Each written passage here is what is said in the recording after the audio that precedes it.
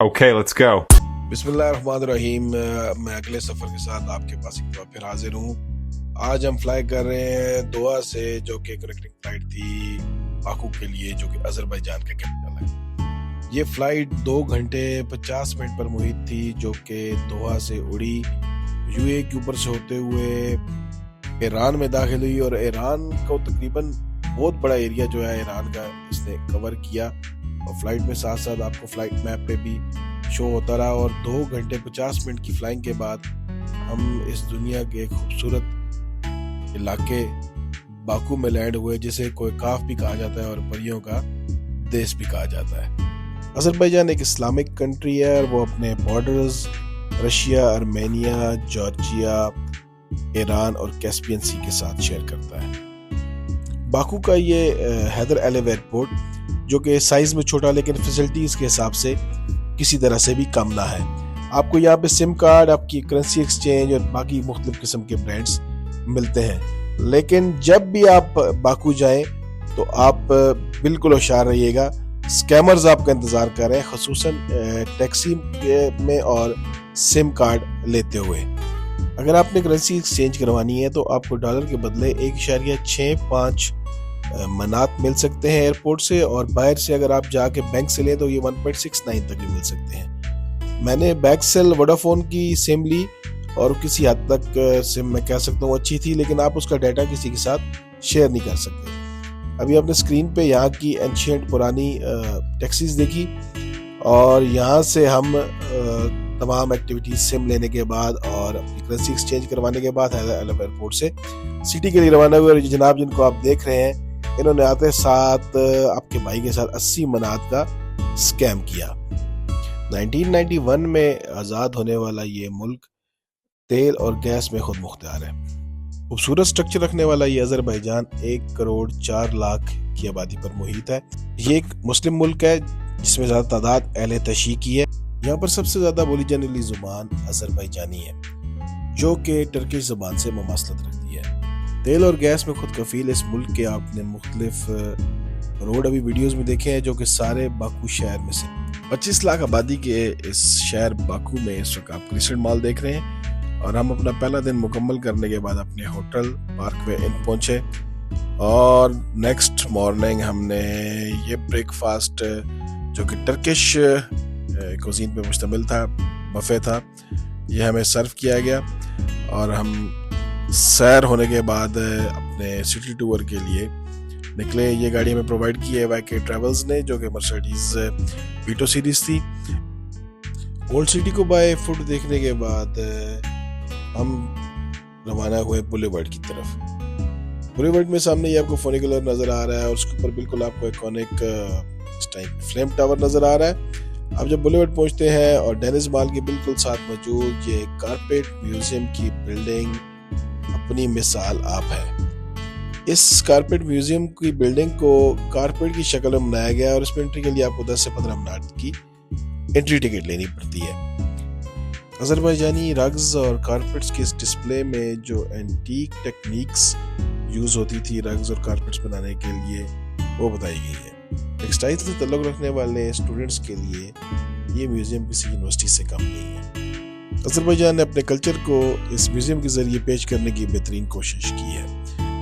Carpet museum का दौरा मुकम्मल करने के बाद बुलेवर्ड पर बाहर आए, जहाँ आप मेरे पीछे फ्लेम टावर देख सकते हैं। बुलेवर्ड में दाखिल होते ही आपको दाएं जाने पर डेनिस मॉल नजर आता है, जिसके अंदर मुख्तलिफ किस्म की शॉपिंग की अपॉर्चुनिटीज आपके लिए अवेलेबल है, और आप रीजनेबल खाना खा सकते हैं। बुलेवर्ड पर मिनी वीनस और मुख्तलिफ किस्म की एक्टिविटीज आप कर सकते हैं, लेकिन हमने यहाँ से बाय फुट रवाना हुए। हमने फ्लेम टावर्स को करीब से देखा, और ओल्ड सिटी का दौरा करने के बाद हम रवाना हुए हैदर एलेव सेंटर की तरफ। हैदर एलेव सेंटर जाते हुए हमें तकरीबन 20 से 25 मिनट की मुसाफत तय करना पड़ी, और 20 से 25 मिनट की मुसाफत तय करने के बाद ये खूबसूरत बिल्डिंग हमारा इंतज़ार कर रही थी। इसके सामने मौजूद आई लव बाकू का स्टैचू के सामने फ़ोटो बनवाना आप बिल्कुल ना भूलिएगा, जो कि बिल्कुल साथ ही एक पार्क में मौजूद है।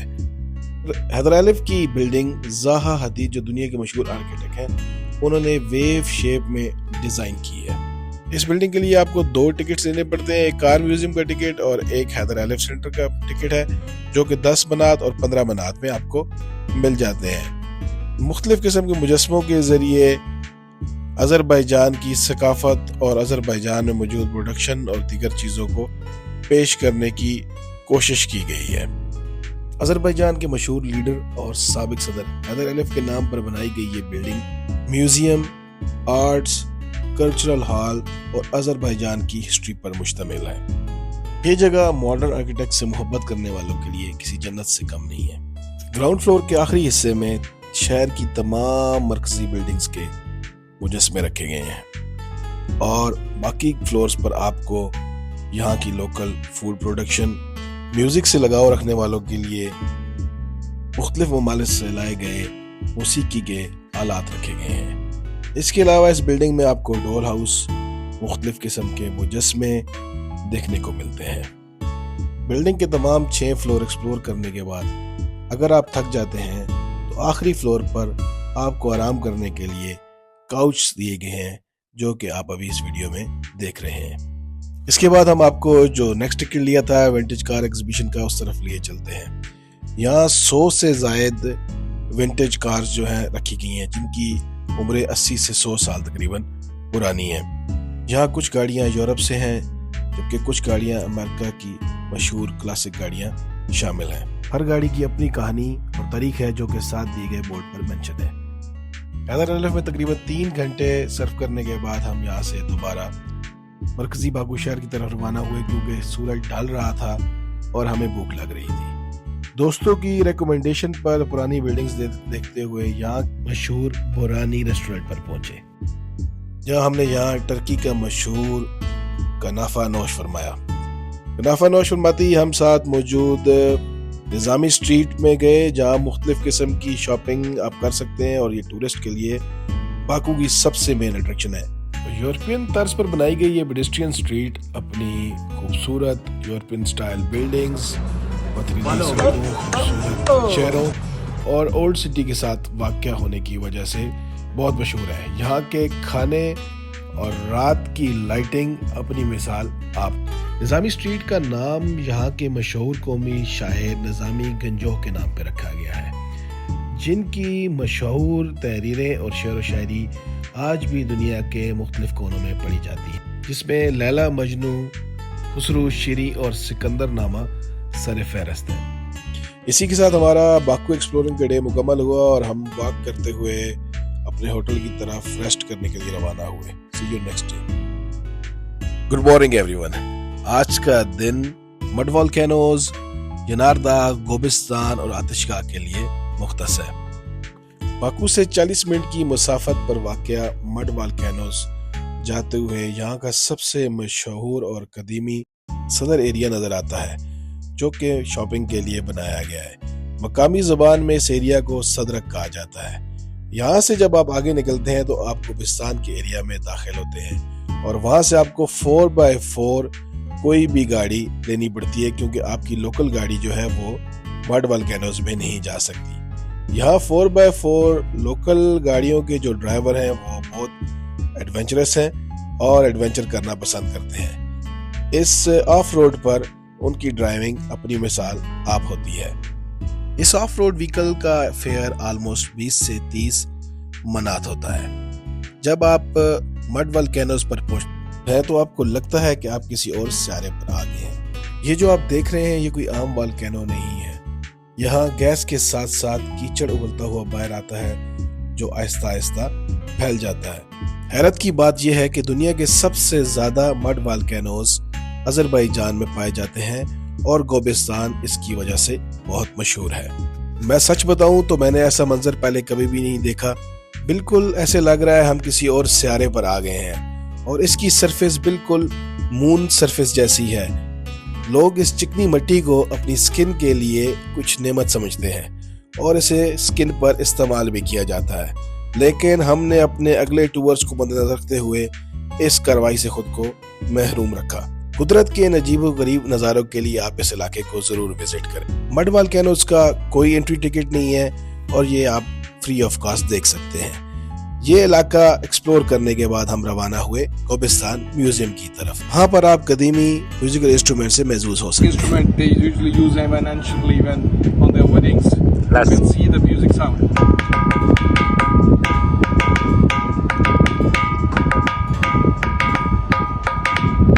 اس قدیم میوزیکل انسٹرومنٹ سے محظوظ ہونے کے بعد ہم کوبستان میوزیم میں داخل ہوئے. میں اس میوزیم کو 2 آؤٹ آف 10 دوں گا اور اپنے تمام دوستوں کو بھی ریکمینڈ کروں گا کہ 10 بنات کا ٹکٹ اور یہاں تک کی ٹریولنگ آپ نہ کریں. اس میوزیم میں کوئی خاص چیز نہیں رکھی گئی اور ساری ماڈرن ہینڈ میڈ چیزیں شامل کی گئی ہیں. اس میوزیم میں آنے کے بعد میرے کچھ فیس ایکسپریشن ایسے تھے.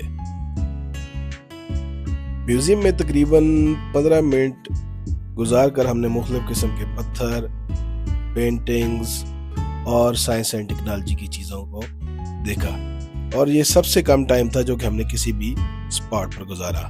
یہاں سے نکلنے کے بعد ہم اینشنٹ کوبستان کی طرف روانہ ہوئے جو کہ مقامی زبان میں کوبستان کہا جاتا ہے. یہاں پر سانپوں کی موجودگی کا اندیشہ بھی ظاہر کیا جاتا ہے اور مختلف قسم کے بلوں کے اوپر سانپوں کے نشان بنائے گئے ہیں. یہاں پر قدیم انسانی بستیوں کے آثار ملتے ہیں. یہاں کا انٹری ٹکٹ 10 منات ہے. پہاڑی اور صحرائی کمبینیشن سے محظوظ ہو سکتے ہیں اور یہاں لگی دوربین سے باکو شہر کا معائنہ بھی کر سکتے ہیں. یہاں سے ہم روانہ ہوئے اپنے اگلے سٹاپ یعنی کہ ینار داغ کی طرف. ینار داغ مقامی زبان کا لفظ ہے جس کا مطلب ہے برننگ ماؤنٹین یعنی کہ جلتا ہوا پہاڑ. ایک قدرتی فلیم ہے جو کہ مسلسل جل رہا ہے اور آج تک بند نہیں ہوا. موجوسی اس جگہ کو اپنے لیے ایک عبادت کی جگہ بھی قرار دیتے ہیں. یہاں پر ایک پریکٹس ہے کہ ایک کوائن پھینک کر اپنی کوئی بھی وش مانگی جاتی ہے. میں اس چیز پر یقین تو نہیں رکھتا تھا لیکن لوکل پریکٹس کو دیکھتے ہوئے ہم نے بھی ایک پاکستانی سکہ اس میں پھینک کر یہ پریکٹس کی. ایبشیران پیننسولا سے ہم لوگ روانہ ہوئے آتش گاہ کی طرف. آتش گاہ جاتے ہوئے آپ کو رستے میں مختلف آئل ہاؤسز نظر آئیں گے جو کہ 19ویں صدی سے باکو اور آذربائیجان کے لیے بہت کرامت ثابت ہو رہے ہیں. اس کے بعد اپنا 15 منٹ کا سفر مکمل کرنے کے بعد ہم آتش گاہ پہنچے.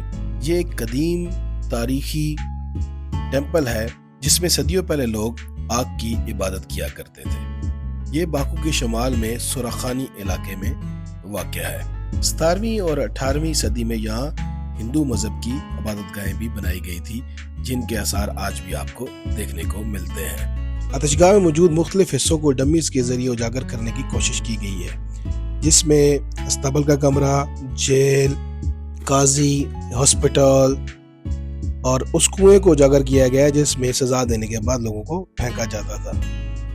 یہ اس وقت آپ آتش گاہ کا صحن کا منظر دیکھ رہے ہیں. آتش گاہ کا دورہ مکمل کرنے کے بعد آج کا دن مکمل ہوا اور ہم روانہ ہوئے واپس اپنے ہوٹل کی طرف. گڈ مارننگ، اٹس ڈے 4 اور آج ہمارا فری ڈے ہے. ہم بائی واک بولیورڈ پہنچے جہاں دنیا کا سب سے بڑا جھنڈا جو ہے لگایا گیا ہے. اس کے ساتھ یہ منی وینس کہلانے والا علاقہ ہے جس کے اندر آپ بوٹ میں سفر کر کے وینس کے مزے لوٹ سکتے ہیں. اس میں آپ کو ایک 4 پرسنز کی بوٹ جو ہے وہ پرووائڈ کی جاتی ہے اور فل بوٹ کی فیس 20 منات ہے.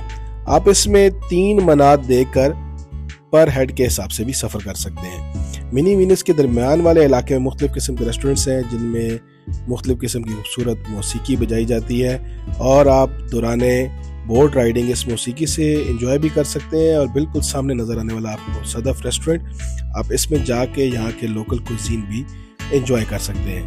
ہم نے رات کے وقت سورج ڈھلنے کے بعد لائٹس میں بوٹ رائڈ لینا مناسب سمجھی اور ہم نے بوٹ رائڈس کے جو ویوز لیے وہ کچھ اس طرح سے ہیں. عموماً بوٹ رائڈرز آپ سے فوٹوز اور ویڈیوز بنانے کے بعد ٹپ کا مطالبہ کرتے ہیں. اس لٹل وینس سے 10 منٹ کی پیدل مسافت پر آپ کو کروز کا بھی ایکسپیرینس مل سکتا ہے جو کہ شام 4 بجے کے بعد سٹارٹ ہوتا ہے. اور اس وقت بولیورڈ میں نائٹ ویو میں آپ میرے پیچھے فلیم ٹاور دیکھ رہے ہیں. یہی ایکونک فلیم ٹاور جس کی وجہ سے باکو بہت مشہور ہے. اسی کے ساتھ آج کا دن اختتام پذیر ہوا اور ہم کل چلیں گے گبالا. Good morning everyone. We are going to Gabala. It's 4.5 hour travel from Baku capital.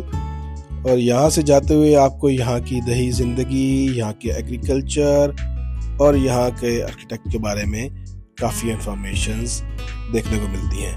یہ ایک تھکا دینے والا سفر جو کہ 4 گھنٹوں پر محیط ہوتا ہے. اس کے بعد آپ پہنچتے ہیں یہاں یعنی کہ گوالا چیئر لفٹ پوائنٹ کی طرف. اس چیئر لفٹ کے ذریعے آپ کو تقریباً 3 سے 4 چھوٹے گاؤں ہیں ان کو دکھایا جاتا ہے. لیکن اس چیئر لفٹ میں اور ہماری جو مری کی چیئر لفٹ ہے اس میں کافی فرق ہے. فرق ویوز کا. میں یقینی طور پہ کہوں گا کہ مری کے ویوز جو ہیں وہ اس سے زیادہ خوبصورت ہیں. یہاں آپ آ کے باقی ایکٹیویٹیز بھی کر سکتے ہیں اور سوئنگ کو انجوائے کرتے ہوئے ماؤنٹین ویو بھی لے سکتے ہیں جس کا ٹکٹ 25 منات ہے. یہاں واقع ایک خوبصورت اسمال ڈیم جو کہ یہاں کے لوگوں کی پانی کی ضرورت پوری کرتا ہے. اس کے ساتھ 10 منٹ کی مسافت پہ نہور لیک یعنی کہ نہور گل ہے. یہاں آپ آ کے بوٹنگ، پیڈلنگ بوٹ وغیرہ جو ہے انجوائے کر سکتے ہیں. اور یہاں کا لنچ بھی کافی مناسب ہے. لیکن کھانے کے لحاظ سے تو آپ اس لنچ کو بہتر کہہ سکتے ہیں، لیکن ایکسپینس کے لحاظ سے یہاں آپ کو لنچ باکو سے مہنگا ملتا ہے. یہاں سے روانگی کے بعد اس خوبصورت مسجد میں ہمیں اللہ پاک نے عصر اور ظہر کی نماز جو ہے وہ پڑھنے کی توفیق عطا فرمائی اور اسی کے ساتھ ہمارا یہ دن مکمل ہوا. Today is our second last day in Baku اور آج ہم جا رہے ہیں شاداغ. 3.5 گھنٹے کی مسافت مکمل کرنے کے بعد آپ کو یہاں کا سب سے بیسٹ ایڈونچر ایکسپیرینس جو کہ رولر کوسٹر کا ہے وہ کچھ اس طرح سے ملتا ہے. 25 منات کی اس ٹکٹ میں آپ کو سب سے پہلے پہاڑ کے اوپر لے کے جایا جاتا ہے اور اس کے بعد آپ کو فری فال رولر کوسٹر پر بٹھا دیا جاتا ہے. اس رولر کوسٹر کے ساتھ آپ کو بریکس بھی دی جاتی ہیں اور آپ اس کی سپیڈ اپنی جیسا آپ ایڈونچر انجوائے کرنا چاہتے ہیں اس کے مطابق ایڈجسٹ کر سکتے ہیں. شاداغ ٹورزم کمپلیکس میں آپ کو سوئنگ، جیپس، زپ لائن وغیرہ کی سہولتیں بھی میسر ہیں اور آپ ادھر ہر قسم کی ایکٹیویٹیز کر سکتے ہیں. یہ علاقہ جنوری فروری میں سنو فال کے دوران اور بھی خوبصورت ہو جاتا ہے کیونکہ یہ بالکل سفید چادر لپیٹ لیتا ہے. اس دوران رولر کوسٹر کا مزہ ہی اپنا ہوتا ہے. آج ہمارا لاسٹ ڈے ہے آذربائیجان میں اور AYK ٹریولز اینڈ ٹورز کا خصوصی شکریہ جنہوں نے یہ تمام ارینجمنٹس ہمارے لیے کیے. اسی کے ساتھ امید ہے کہ آپ ہمارے اگلے ولاگز میں ہمارے ساتھ جڑے رہیں گے اور ہم اس وقت روانہ ہو چکے ہیں ایئرپورٹ کی طرف. انشاءاللہ تعالی امید کرتے ہیں آپ کو یہ ولاگ پسند آیا ہوگا. سی یو، ٹیک کیئر، اللہ حافظ.